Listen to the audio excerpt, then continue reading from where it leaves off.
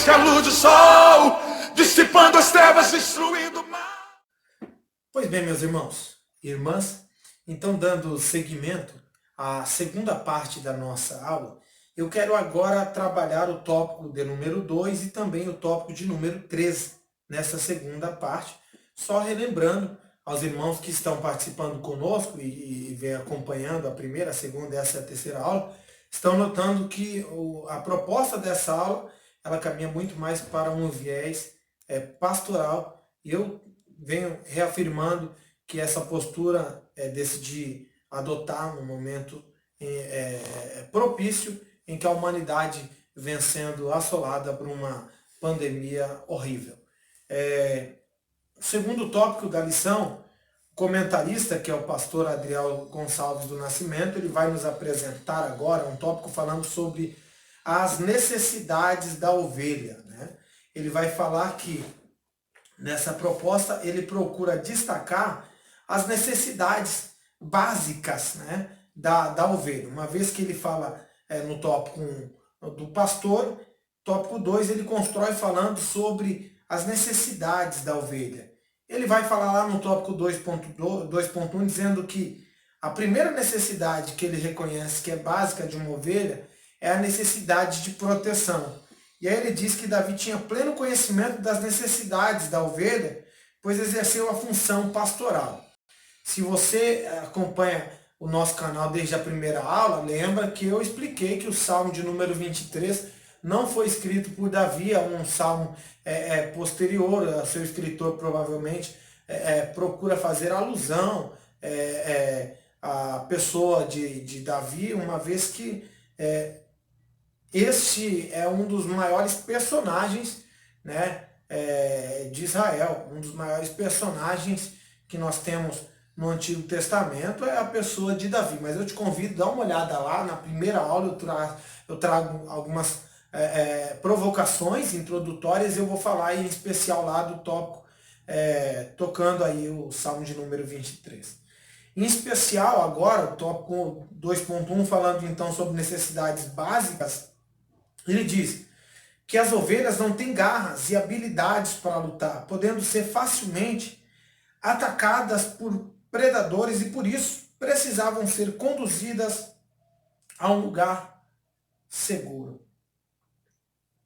Eu acho importante nesse tópico trabalhar essa questão de uma necessidade básica a partir de uma incapacidade de lutar. A ovelha, diante de alguns inimigos que a cercam, ela é incapaz de lutar. Se ela não tiver alguém que a defenda, é presa fácil. Não tem condições de lutar, não tem presas fortes, né, que possa defendê-la. Mas se você está comigo desde o primeiro vídeo aí, eu falo que a relação, né, essa dicotomia entre pastor e ovelha deve ser uma proposta de confiança mútua. Embora a ovelha saiba que ela não tem condições alguma de lutar, a ovelha, todavia, ela descansa, porque ela sabe que a proteção não é uma responsabilidade de si mesmo, e sim de seu pastor. Então, diante disso, destacar as necessidades, que é a necessidade de proteção, e contextualizar o texto com a nossa vida, é olhar para nós e reconhecer que nós somos carentes da proteção de Deus. Somos obrigados a lembrarmos do Salmo de número 127, aí o Salmo vai dizer: se o Senhor não edificar a casa, em vão trabalha os que a edificam. Se o Senhor não guardar a cidade, em vão vigia a sentinela. O texto, em momento algum, está querendo dizer que os trabalhadores não devam trabalhar. Não é essa a proposta. E de que o sentinela não precise vigiar. Não é isso. O que o texto está querendo dizer é que todo esforço humano sem uma intervenção divina é vazio. Todo esforço humano sem uma intervenção da parte de Deus é algo de uma ignorância absoluta, porque o trabalho será vão. E aí, diante disso, destacar essa proposta de que a necessidade de proteção básica da ovelha está nessa condição de que a ovelha ela precisa acreditar que o pastor é capaz de protegê-la, de salvá-la de seus predadores, de salvá-la dos animais ferozes, né? Eu acho interessante, hoje, como estou caminhando com uma proposta mais pastoral, eu estou com a Bíblia na tradução King James e resolvi dar uma olhada na nota de rodapé dessa Bíblia. E ele vai comentar, por exemplo, seus comentaristas, eles comentam lá o verso de número 4 dizendo: os verdes prados e o vale da sombra da morte são ambos caminhos do Senhor. Este fato coloca em Deus a responsabilidade última sobre tudo o que acontece em nossa vida. Preste atenção no que a nota de rodapé dessa Bíblia, os comentaristas se preocuparam em transmitir para nós. Eles estão dizendo que o fato coloca em Deus a responsabilidade última sobre tudo que acontece em nossas vidas. E aí eles vão continuar. Os nossos inimigos podem tramar. O diabo pode tentar. Nós podemos fraquejar. Mas só Deus dirige as nossas vidas e permite ou não cada um de todos os eventos que ocorrem conosco com um propósito soberano, instrutivo e benéfico. Eu fiz questão, nessa proposta da aula de hoje pastoral, de ler essa nota da nota de rodapé da Bíblia King James, em que os seus comentaristas procuram trabalhar essa ideia que já vem sendo trabalhada na proposta do comentarista da lição de hoje. Essa ideia de que a proteção vem do alto, é do Senhor que vem o nosso socorro. E eu acho de suma importância a forma como eles terminam a ideia do instrutivo, do que eu sou capaz de aprender, o que eu estou aprendendo com essa realidade, o que essa realidade, essa demanda nos ensina, né? O que essa pandemia mundial nos ensina, quais lições nós podemos absorver diante dessas realidades que estão para que todos possam enxergar, estão em nossas voltas. Então, queridos irmãos e irmãs, o quanto isso nos toca, de fato, o quanto isso nos ensina. E são diante dessas situações que nós somos convidados a, por exemplo, pensar e repensar a nossa fé. Porque em um momento como esse, a igreja do Senhor, ela toma as devidas precauções, e eu não sou contra, sou a favor.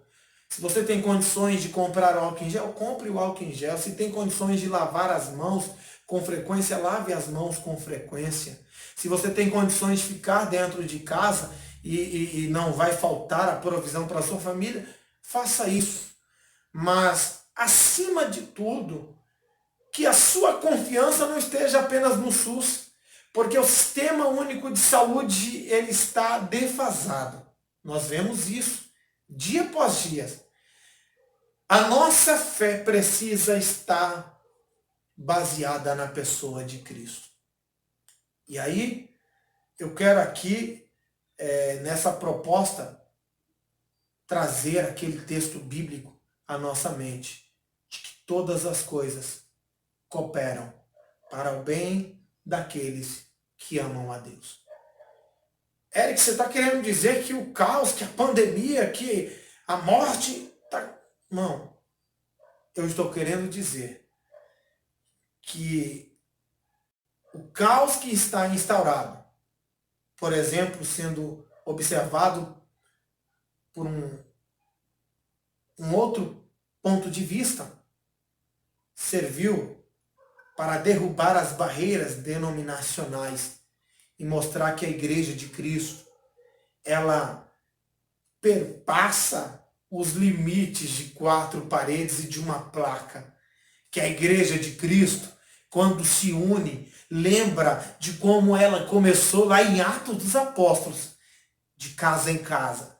O texto de Atos 4 vai dizer que estavam juntos e não faltava nada. Por quê? Porque eles estavam juntos na comunhão, no partir do pão, nas orações, e em toda a alma havia temor. Irmãos, se há algo que ninguém pode negar, se há algo que pessoa nenhuma no mundo pode negar, é de que esse caos tem feito a Igreja de Cristo se unir, lutar e perseverar. Estamos orando mais, estamos lendo mais a Bíblia, estamos tendo mais tempo com as nossas, com os nossos entes queridos, com os nossos familiares.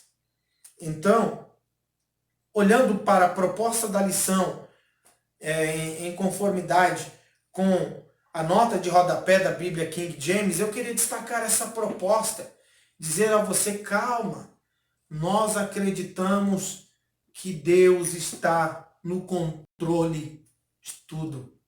Deus está no controle da situação. Há um hino muito bonito, que nesse momento eu te convido para você meditar nele. Ele vai dizer, eu tenho um Deus que não vai deixar essa luta me matar e o desespero me tomar. Por mais pressão que seja a situação, o controle ainda está na palma de suas mãos. Essa é a nossa esperança. A ovelha necessita de proteção. E nós acreditamos que Deus é aquele que nos protege, que nos guarda. Segundo, a ovelha, ela necessita de direção. E nessa proposta, o comentarista vai dizer que a ovelha, ela não tem uma visão 100% bem apurada, portanto, em alguns momentos, ela não tem condições de diferenciar o que é erva daninha e o que é alimento saudável.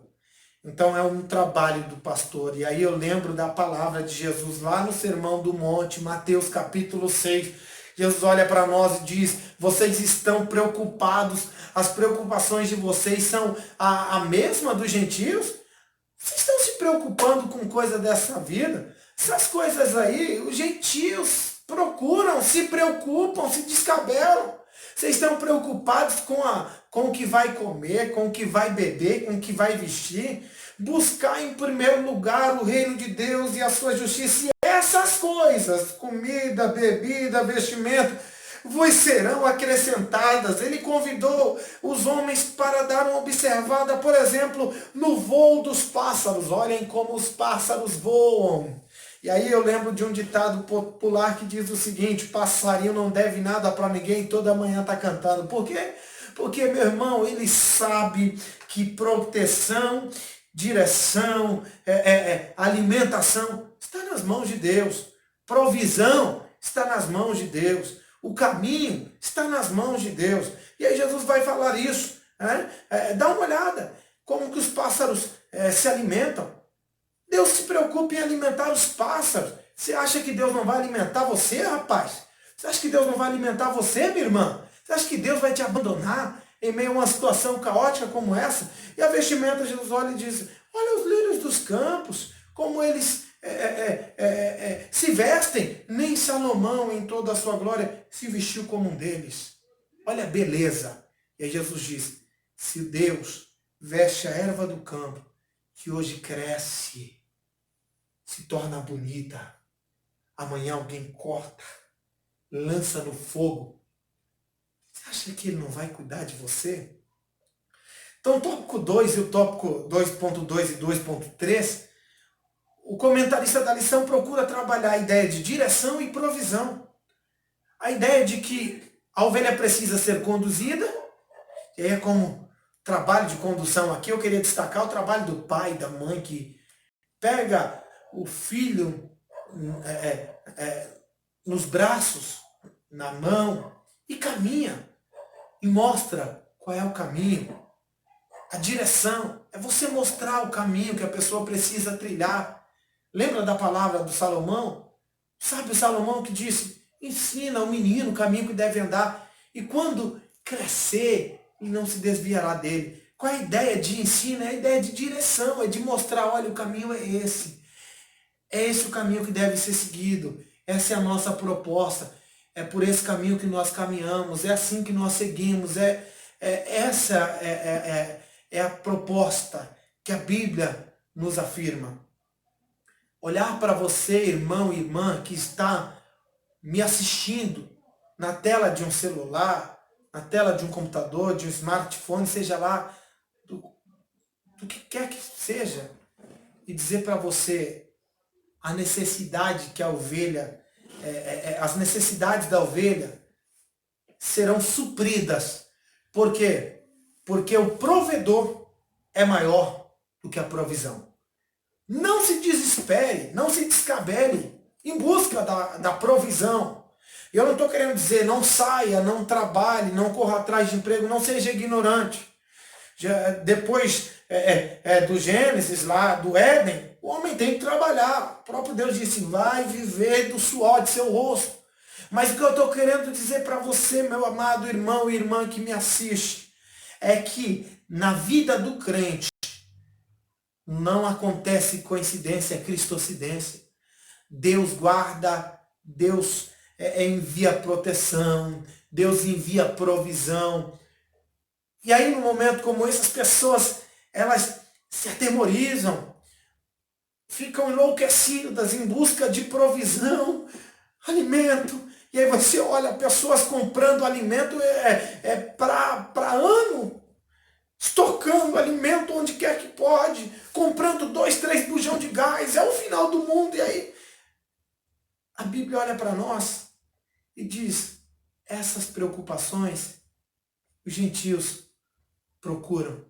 Você tem um alvo, você tem uma direção, você tem um dono. O seu dono te comprou na cruz do Calvário e te fez uma promessa dizendo, não vos deixarei órfão, enviarei outro, o Consolador, que o mundo não pode ter.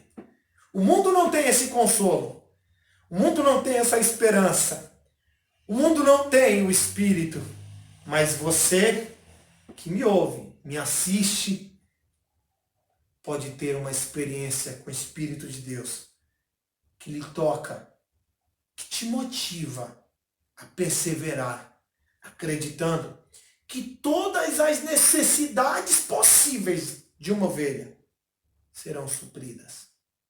Em nome de Jesus.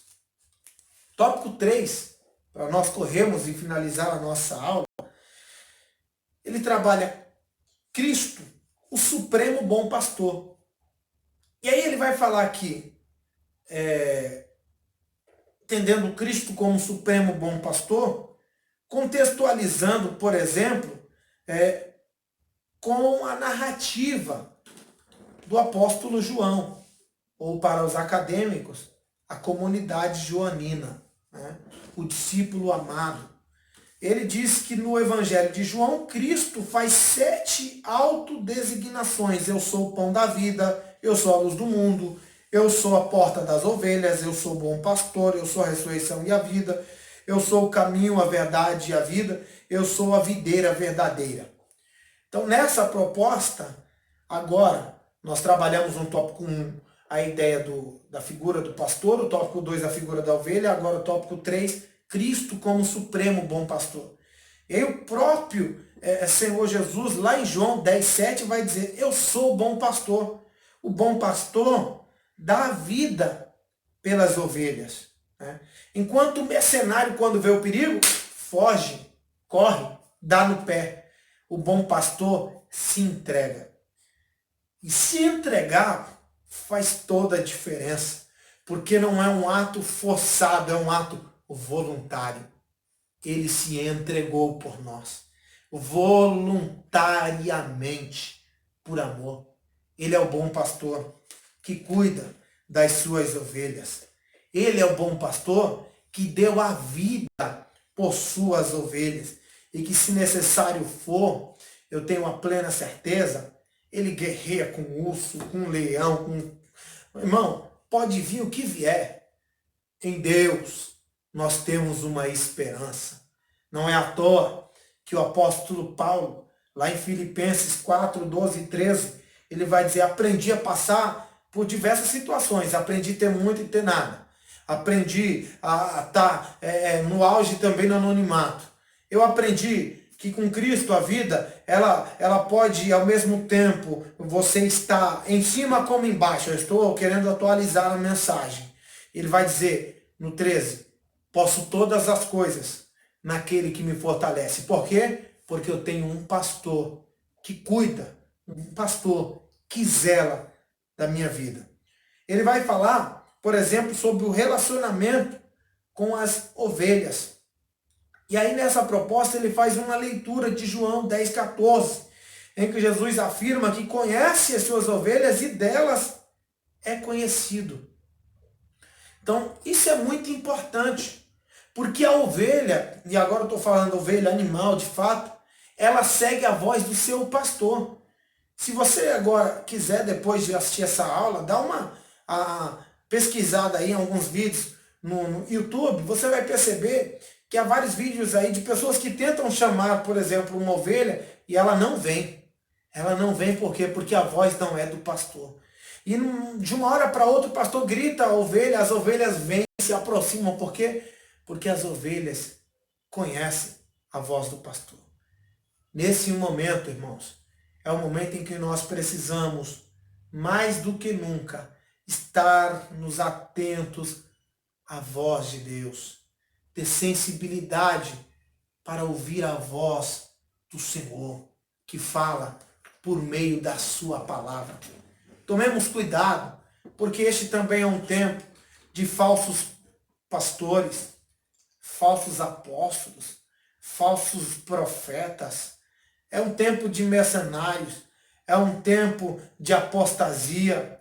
Esse é um tempo em que muitos tentam aproveitar para tirar a atenção das ovelhas do aprisco. Mas é um momento em que nós precisamos estar firmados em Deus. Precisamos firmar as estacas. Mais do que nunca, é tempo de olhar para frente. Mais do que nunca, é tempo de acreditar. Mais do que nunca, é tempo de ter sensibilidade para ouvir a voz do Senhor.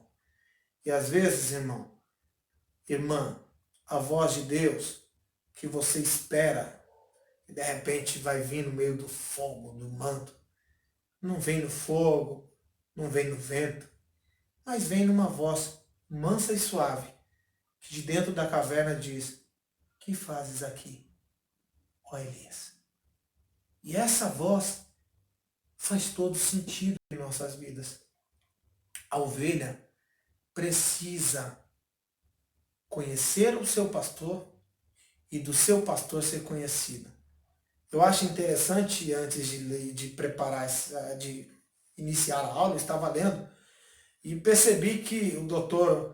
Russell Norman Champlin, na sua enciclopédia, embora muitos acadêmicos não gostem, como eu tenho uma proposta acadêmica e pastoral, eu faço questão de utilizá-lo, ele disse em um de seus comentários que, por exemplo, no Oriente Médio, alguns pastores de ovelhas, eles tinham o costume de colocar nome nas ovelhas mais importantes. Eles colocavam nome, conheciam de fato, um conhecimento pessoal da ovelha. E das ovelhas também se torna conhecido, por quê? Porque de dia o pastor precisa conduzir a ovelha a pastos verdejantes. De dia o pastor precisa conduzir a ovelha Há lugares em que ela tem alimentação, em que ela tem a água em abundância. E de noite ele precisa colocá-la em lugar seguro. Então, trabalho que eu estou tentando construir na aula é essa ideia mútua de pastor que conhece ovelha, mas de ovelha que conhece o pastor. O mesmo pastor que é o pastor que é capaz de solucionar as necessidades básicas, ele é o Deus da provisão, é um pastor que também guarda e que nos protege, como a galinha debaixo de suas asas protege os seus pintinhos. Então a ideia do Deus que se relaciona, que faz questão de se relacionar com o ser humano. E que nesse relacionamento não fica restrito apenas a nós, mas o tópico 3.3 vai fechar dizendo para nós que outras ovelhas para o aprisco. E ele vai dizer que no início de seu ministério, Jesus enviou os 12 discípulos, as ovelhas, lá em Mateus 10, 5 e 6.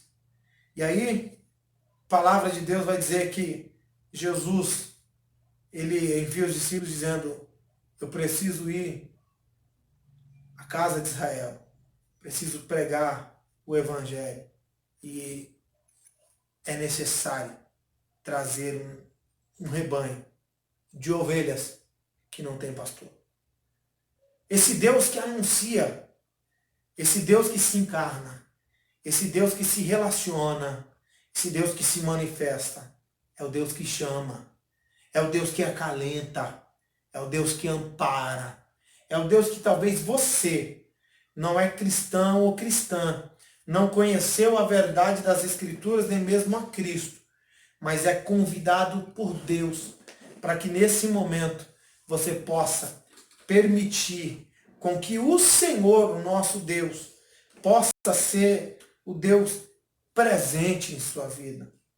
Esse Deus, ele quer se relacionar conosco.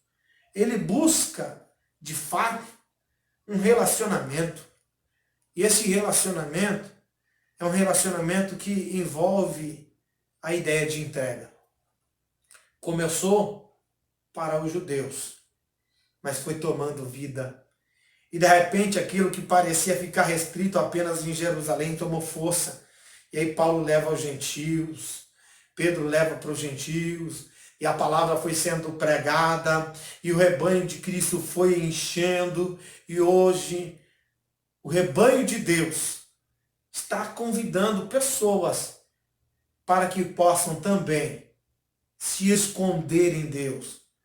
E eu quero, como ministro do Evangelho, terminar a aula de hoje com uma proposta pastoral dizendo que este vento impetuoso vai passar, essa tempestade vai passar. Covid, daqui uns dias, em nome de Jesus, vamos encontrar uma vacina, vamos encontrar uma cura, Deus vai inspirar a medicina, Deus vai usar os cientistas, vão descobrir uma saída. Mas daqui a pouco, Covid-19 será apenas um relato, uma história. E a sua vida precisará ter continuidade. E é essa continuidade que é apresentada no Deus que se relaciona com as suas ovelhas e que faz questão de fazer com que outros que não eram do aprisco possam também fazer parte da família de Deus. A família de Deus que não aplaca, a família de Deus que não há denominações que a representam. O nome de Deus que não há monopólio, em que alguns não podem usar o monopólio e dizer eu tenho o monopólio, não. A família de Deus vai muito além de quatro paredes. O Espírito é aquele que convence o homem da morte, do pecado e do juízo. E nesse tempo, eu creio piamente que o Espírito está salvando. Cremos que o Espírito está consolando. Cremos que o Espírito, por meio da palavra de Deus, está edificando. E que o Supremo Pastor, nesse momento, possa levar você a pastagens tranquilas, verdejantes, em lugares que as águas corram cristalinas. E que você possa refrigerar a sua alma em Deus, encontrando no Senhor o socorro para a sua vida. Que Deus abençoe a sua vida. Que o Espírito Santo nos ajude. Que o Espírito Santo nos fortaleça. Que o Espírito Santo do Senhor nos conforte, nos console.